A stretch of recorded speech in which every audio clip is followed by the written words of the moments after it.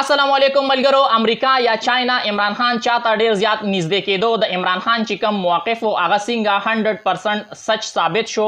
بل اړخ ته حامد میر د عمران خان په حق کې څه گواهی ورکړې ده. په عمران خان باندې چې کوم دوه غټ الزامات لګېدل هغه څنګه د هغې نه بری شو او حامد میر د پی ډي ایم چې کوم رازونه دي د هغې نه پرده اوچته کړې ده. بل اړخ ته وزیر اعظم شهباز شریف د حکومت د خاتمې اعلان وکړو. موجوده حکومت به کله ختمیږي او وزیر اعظم شهباز شریف قوم ته د کمې خبرې اپیل کړی دی. د عمران خان د مقبولیت یره ده د وجبه الیکشن په ټیم باندې نه کیږي. سینیئر صحافي سهیل وړایچ دا ویلي دي. هغه چې کوم تفصیلات دي اب هم تاسو ته مخې ته एकदम دا ټولې خبرې په دې نوې ویډیو کې تاسو سره ډسکس کوم. خو د هغې نه مخکې تاسو ټولو ملګرو ته دا ریکویسټ دی چې دا ویډیو مخکې ملګرو سره ضرور شیر کړئ او تاسو خپل قیمتي رائے هم ما سره په کمنټ کې ضرور شریکه کړئ. لاول راځو چې عمران خان امریکې ته یا چاینا ته چاته ډیر زیات نږدې کېدو. عمران خان چې کوم موقف او څنګه هغه رښتیا ثابت شو. حامد میر دې باره کې څه گواهی ورکړې ده او څنګه د پی ډي ایم چې کوم رازونه دي نو د هغې نه پرده اوچته شوې ده. تاسو ټول ته پته ده حامد میر د عمران خان ډیر زیات ناقد دی. په عمران خان باندې ډیر زیات تنقید کوي. نو اوس چې عمران خان باندې کم الزامات لګېدل هغه ده چې یاره عمران خان چاینا سره تعلقات خراب کړي دي. عمران خان عرب ممالک سره تعلقات خراب کړي دي. عمران خان IMF سره چې کومه معاهده کړې وه نو هغې سره معاملات خراب کړل. هغوی سره د پاکستان تعلقات خراب کړل. اوس حامد میر دا انکشاف کړی دی او عمران خان چې کوم دوه موقف او هغه ریشه ثابت شو. یو خو په هغه باندې دا الزام لګېده چې یاره هغه چاینا سره تعلقات خراب کړي دي. نو اوس د حامد میر د دې ګواهۍ نه دا هم ثابته شو چې عمران خان چاینا سره تعلقات نه دي خراب کړي. یو څو ورځې مخکې احسان اقبال چې د CPEC باره کې کم بیان ورکړو نو هغې باره کې هم د چاینا قونسل خانې دا بیان ورکړ چې د عمران خان په حکومت کې په CPEC باندې چې کم کار شوی نو هغه تسلی بخش شو. هغه ټایم کې هم د دوی دا موقف غلط ثابت شو او اوس د حامد میر د بیان سره هم د حکومت چې کم موقف دی نو هغه غلط ثابت شو. بل په جنرال باجوا چې کم الزام لګو چې یاره عمران خان چې دی هغه عمران خان بداوي چې یاره جنرال باجوا امریکې ته وایي چې عمران خان ستاسو خلاف دی او چاینا ته نږدې کیږي.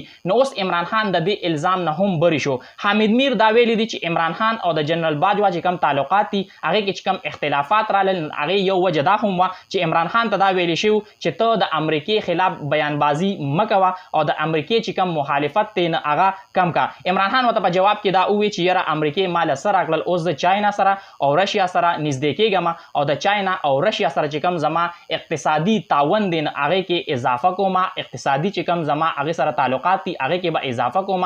دې سره به زموږ چې کم معیشت دی هغه به مضبوط شي او موږ ته به څه فایده میلو شي. او که بل اړخ ته امریکا ده نو هغې موږ له څه راکړل نو ځکه د عمران خان اوس دا موقف چې دی نه دا هم درست ثابت شو چې هغه به دا وایي چې جنرال باجوا امریکې ته دا وایي چې یاره عمران خان چې دی ستاسو خلاف دی او چاینا ته قریب کیږي.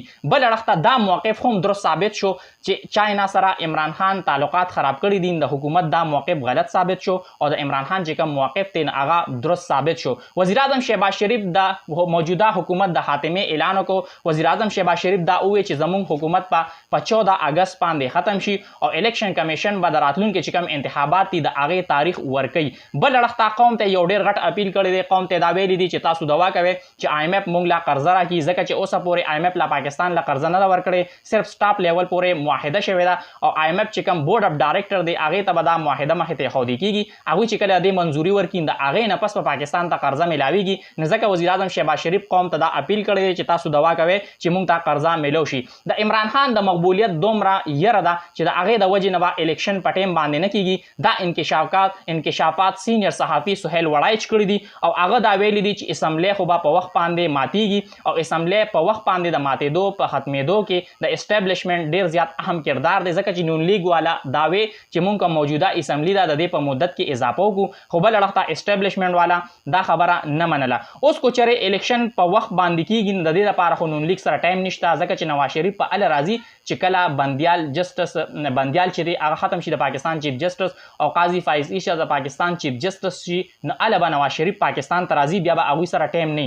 نو کو چېرې الیکشن په ټایم باندې وشو نو پاکستان تحریک انصاف چونکې د هغوی کم ټیکټ هولډرز دي 80% په پنجاب کې هغوی اوس هم پاکستان تحریک انصاف سره ولاړ دي. داسې چې کوم د قومي اسمبلی امیدواران دي نو هغه هم له پاکستان تحریک انصاف سره ولاړ دي. نو کو چېرې الیکشن په ټایم باندې وشو نه د دې فایده چې دا نه پاکستان تحریک انصاف تبه کیږي او ممکنه دا چې راتلونکي حکومت هم بیا د دوی جوړ شي، دوی زیات سیټونه به واخلي. نو سهیل وړای ځکه دا ویلي دي چې د عمران خان مقبولیت خو شته خو د هغه قبولیت نشته او دا یره د دې سره نه ځکه الیکشن چې دی هغه په ټیم باندې نه کیږي، اسمبلی به په خپل ټیم باندې ختم شي. 13 اگست باندې دا اسمبلی چې کم ټیم دی نه دا به ختمیږي، اسمبلی به ختم شي په ټیم باندې، خو الیکشن چې دی هغه په خپل وخت باندې نه کیږي او چې کم نگران حکومت راشي د هغې په مدت کې بیا اضافه کیږي.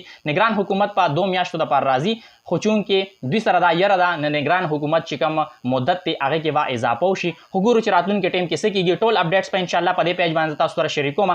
دا ویډیو مخکې ملګرو سره ضرور شیر کړئ او تاسو خپله قیمتي رای هم ما سره په کمنټ کې ضرور شریکه کړئ. د الله په امان.